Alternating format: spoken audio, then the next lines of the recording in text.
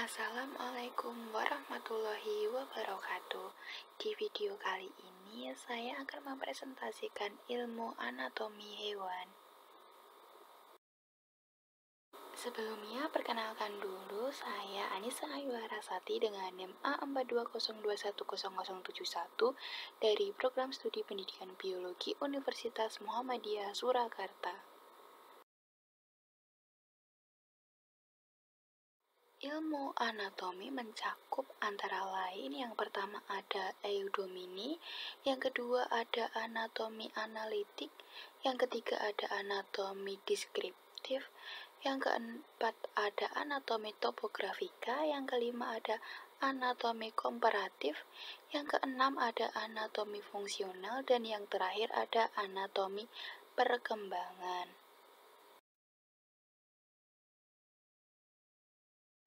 Anatomi yang pertama ada eudenymi. Eudenymi adalah studi tentang bentuk dan struktur dari karakteristik eksternal dari suatu organisme.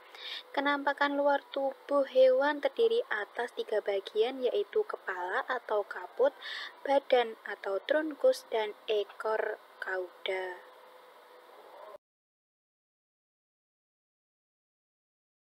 Yang kedua ada ilmu anatomi analitik. Ilmu anatomi analitik adalah ilmu yang mempelajari mengenai susunan tubuh pada makhluk hidup seperti sistem, organ, dan hal yang berkaitan dengan makhluk hidup, serta dapat diidentifikasi atau diselidiki dan dapat pemecahan masalah. Contohnya pada jaringan yang terdapat di sel tulang, terdiri dari substansi dasar dan komponen fibrillar. Yang ketiga ada ilmu anatomi deskriptif. Ilmu anatomi deskriptif adalah cara pendekatan ini dengan menguraikan setiap sistem yang ada di dalam tubuh, misalnya sistem lokomosi, sistem kardiovaskuler, sistem nervosom, sistem respiratoris, sistem digestivus, sistem orogenitalis, dan sistem sensum. Selanjutnya yang keempat ada ilmu anatomi topografika. Ilmu anatomi yang mempelajari suatu letak organ terhadap organ lainnya, misalnya ada kranium, kolum, trunkus corporis yang terdiri atas toraks dan abdomen, serta membran yang terdiri atas membran superior dan membran inferior.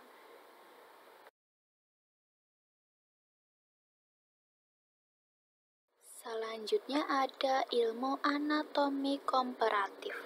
Ilmu yang mempelajari perbandingan struktur tubuh manusia dengan hewan, misalnya pada kaki manusia, burung, buaya, kelelawar, lumba-lumba, dan pengerat hewan telah dimodifikasi oleh evolusi untuk melakukan fungsi yang berbeda, tetapi semuanya dapat berevolusi secara evolusioner ke sirip ikan Crossopterygian, di mana susunan tulang dasar pertama kalinya ditemukan atau didirikan. Sebaliknya, struktur analog mungkin mirip satu sama lain karena mereka melakukan fungsi yang sama, tetapi mereka memiliki asal evolusi yang berbeda dan seringkali struktur yang berbeda. Sayap serangga dan burung menjadi contoh utama hal ini.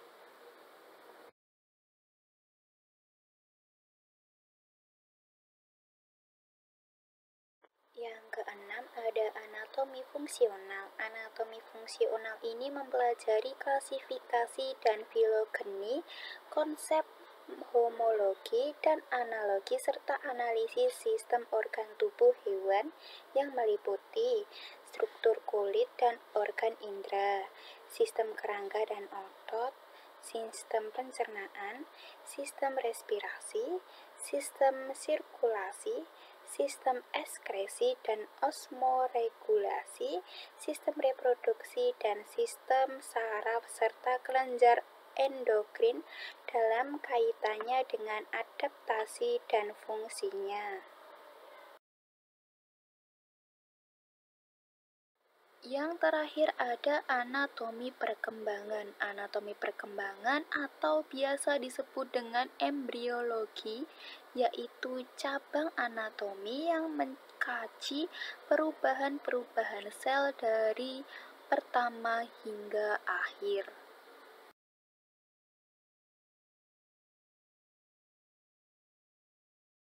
Setelah mempelajari ilmu anatomi, ada manfaat, yaitu yang pertama, membantu ilmu kedokteran dalam memahami berbagai macam proses metabolisme yang terdapat di dalam tubuh, yang kemudian juga dijadikan sebagai dasar diagnosis penyakit. Yang kedua, memberikan pengetahuan lebih atas ragam perkembangan struktur dari makhluk hidup secara mendalam. Yang ketiga, mengetahui secara detail terkait dengan adanya perbedaan letak serta struktur bagian tubuh manusia dengan perbandingan makhluk hidup lainnya. Yang keempat, mempelajari bentuk, lokasi, dan fungsi struktur tubuh. Yang terakhir, ilmu anatomi dalam bidang sejarah akan membantu untuk mempelajari ragam perbedaan dari sisi tubuh manusia zaman prasejarah dengan zaman modern. Ayat Al-Quran tentang anatomi hewan, yaitu ada Al-Quran surat Al-Mu'min ayat 12-14, terus ada surat An-Nahl ayat 5 yang artinya, dan Dia telah menciptakan binatang ternak untuk kamu, padanya ada bulu yang menghangatkan dan berbagai manfaat, dan sebahagianya kamu makan. Yang ketiga ada surat An-Naml ayat 18 yang artinya, hingga apabila mereka sampai di lebah semut, berkatalah seekor semut, "Hai semut, masuklah ke dalam sarangmu, agar kamu tidak diinjak oleh Sulaiman dan tentaranya," sedangkan mereka tidak menyadari.